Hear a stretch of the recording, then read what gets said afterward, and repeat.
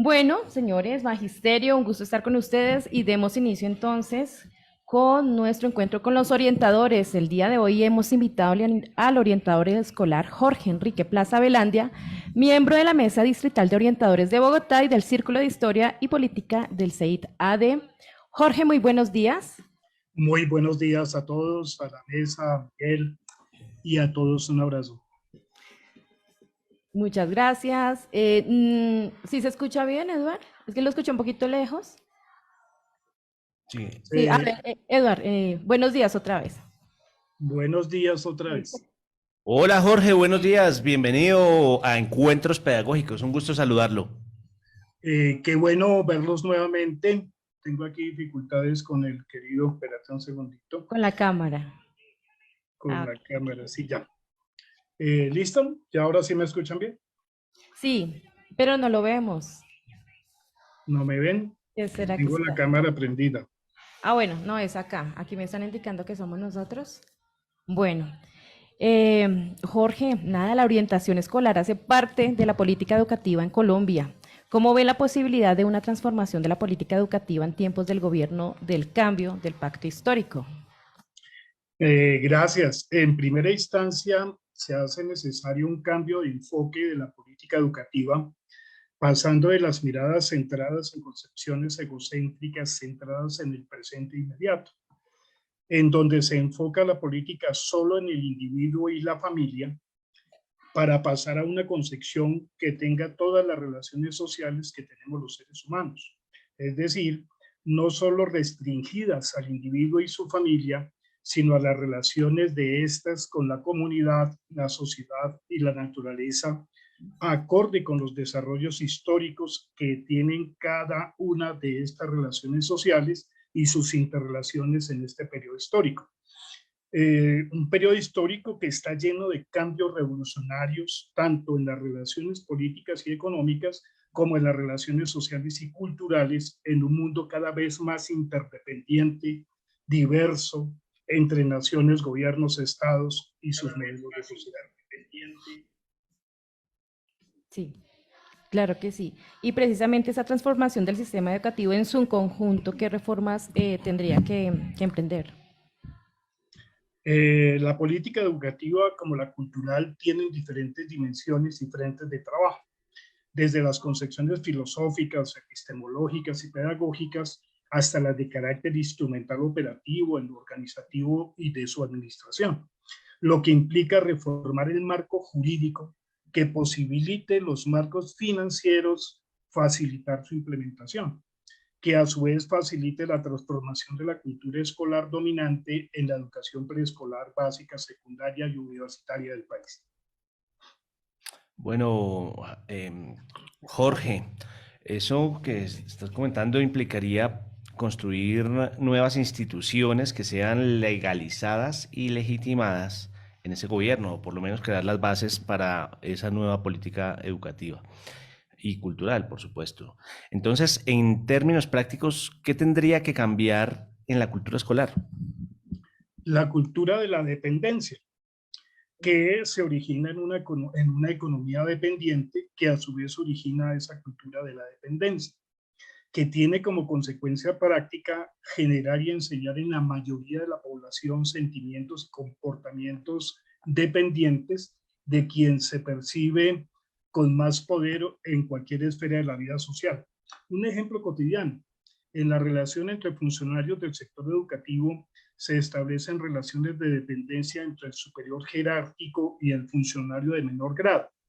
El funcionario de base le pide al delegado de la administración central, por ejemplo, que le resuelva su necesidad, haciendo omisión de que ese funcionario, en muchos casos contratista, no puede resolverle su necesidad porque él sigue una política educativa que se le pide. Y se torna el asunto en un conflicto personal. Entre tanto, el funcionario con delegación de algún poder se envanece en su arrogancia y prepotencia personal, imponiendo su principio de autoridad que no posee, producto de una tradición cultural burocrática y clientelista que parte de un pensamiento concreto operativo, es decir, infantil. Claro. Y si la cultura entonces finalmente es dominante en la escuela y es de carácter dependiente, ¿qué tipo de cultura debe implementarse en la política educativa y cultural?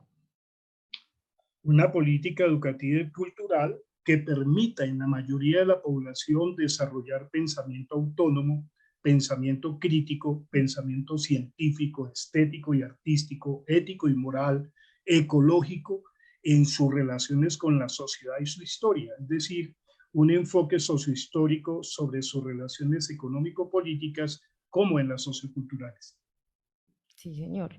Y en el terreno de la organización y la administración de la educación y su marco jurídico que hoy tenemos, yo pregunto, ¿cuáles son, según su criterio, los factores que más inciden en la política dominante?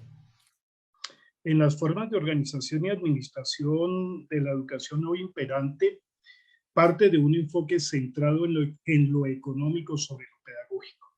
Cuando hablamos de política, podemos encontrar dos factores básicos, los objetivos estratégicos y los tácticos. Los estratégicos son de mediano y largo plazo, mientras que los tácticos son de corto plazo. En lo estratégico, la política educativa dominante está centrada en estándares y competencias. Estos dos conceptos surgen de la administración de empresas privadas, de los ideólogos del modelo neoliberal, cuyos objetivos están basados en la menor inversión y la mayor ganancia. Y en la estrategia y táctica de convertir el capital público estatal en capital privado. Entonces, esta estrategia táctica, Jorge, ¿cómo se evidencia en la planeación curricular?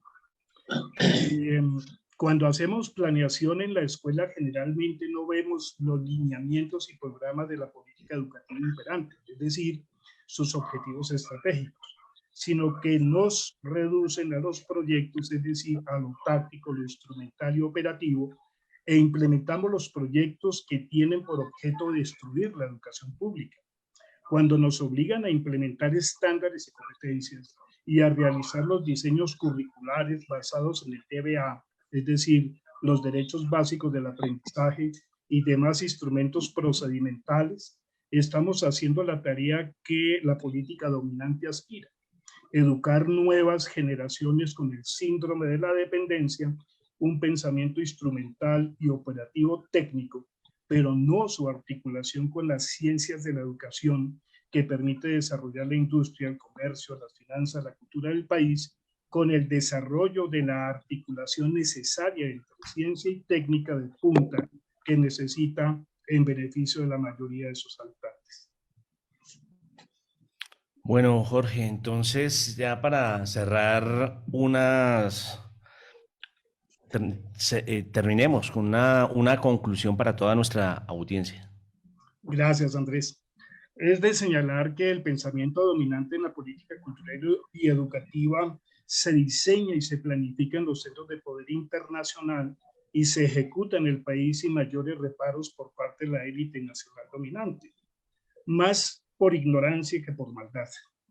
Estas políticas están basadas en desarrollar un pensamiento psicopático reforzado por los medios masivos de comunicación que tienen por objetivo generar incertidumbre, miedo al cambio, pensamiento basado en el inmediato presente, nihilismo, egocentrismo, megalomanía, hedonismo, exhibicionismo, entre otras psicopatías, que en un niño serían normales en su proceso de enseñanza-aprendizaje, pero que si se presenta en un adulto son psicopatías que evidencian un adulto infantilizado, que por los intereses infantilizado, que para los intereses dominantes son altamente rentables, al incentivar el aislamiento individual, la fragmentación de las comunidades y de la sociedad, obstaculizando el surgimiento de movimientos sociales y políticos que formen, organicen y movilicen los diferentes sectores sociales y populares,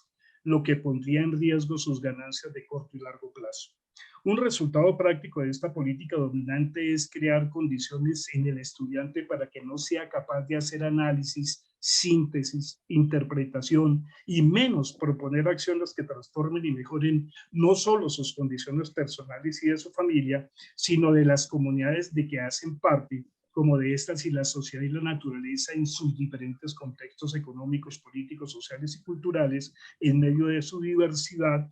Y dos, fomenta e inculca a través de esta política dominante sentimientos de envidia, venganza, odio al otro, a lo diferente, para lograr el mismo propósito: eliminar al contradictor en cualquier campo del conocimiento de la sociedad que les ponga en evidencia sus errores. Así es. Listo. Bueno, Jorge, muchísimas gracias por estar acá, por este espacio, por comentarnos, dedicarnos de verdad estas maravillosas indicaciones. Un abrazo, Jorge. A ti, a Miguel, a Andrés. Bueno, era en Encuentros con los Orientadores, Jorge Enrique Plaza Velandia, orientador del Colegio Álvaro Gómez Hurtado. Un abrazo a todos. Muchas gracias por la invitación.